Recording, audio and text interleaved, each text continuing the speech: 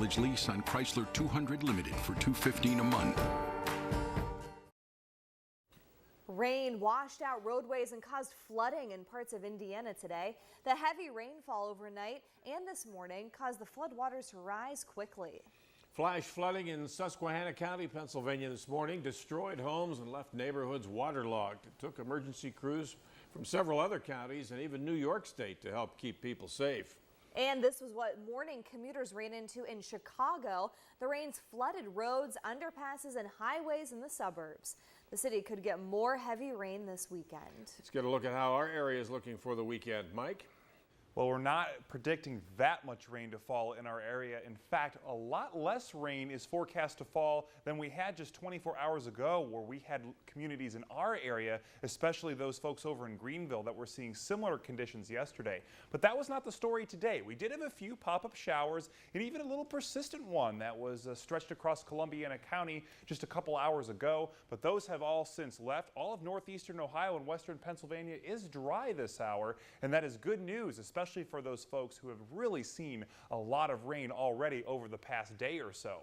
We're at 70 degrees right now. Dew point's at 67, so it is still a bit soupy out there tonight. Winds out of the northeast at 5 miles per hour. Pressure steady, just 1/100th of an inch below that 30 inches of the barometer, and that's been steady all week too. Now, the return of summer, it's felt a lot warmer today than it has for the first part of August. In fact, the first 17 days of August have averaged 77 degrees, which is more typical of the first part of September. But we've warmed up quite a bit. The last 5 days, the average temperature about 81.6 degrees.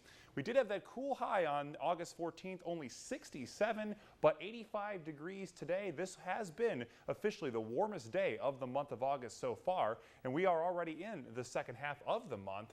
And across Ohio and Pennsylvania, it was the same story. A lot of 85s on the map, 84 in Mansfield, Cleveland at 83, here in the Valley 85. Over in State College, PA, though, only 75 degrees, and that's where the rain did cool the air for a good portion of the day today.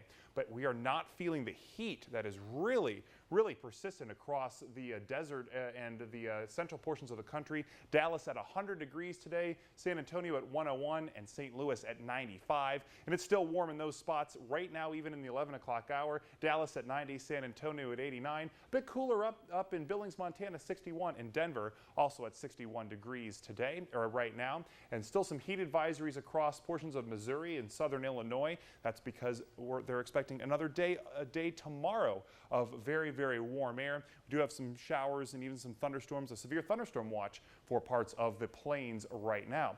And we've been dealing with this very persistent stationary front that's been up and down all week long. Well, this front is finally going to sink to the south. We'll cool off a few degrees tomorrow, but we're expecting this to rise back north as a warm front over the next couple of days. And this will bring even warmer air than we've even seen today, as this will track our way once we get closer to Monday and Tuesday. But tomorrow will be a couple degrees cooler, and tonight will be a couple degrees cooler than last night's. Variable clouds, a quick shower or two tonight. Tomorrow, same deal, 82 degrees.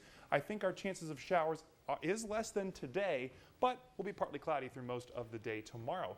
86 though, Monday and Tuesday. Those will be the pick days for the upcoming week. A chance of showers and thunderstorms with the cold front Wednesday, and then we're finally cool again by Thursday and Friday. Okay, weekend looks good though, right? It does. We've got a lot going on this weekend. Not much rain, yeah. Right. Sounds good. Thanks, Mike. Coming up next, 75 wild horses die in Kansas after being transferred by a federal agency. And the Olympic medalist nearly killed in an ATV accident takes her first steps in 2 months. It's football.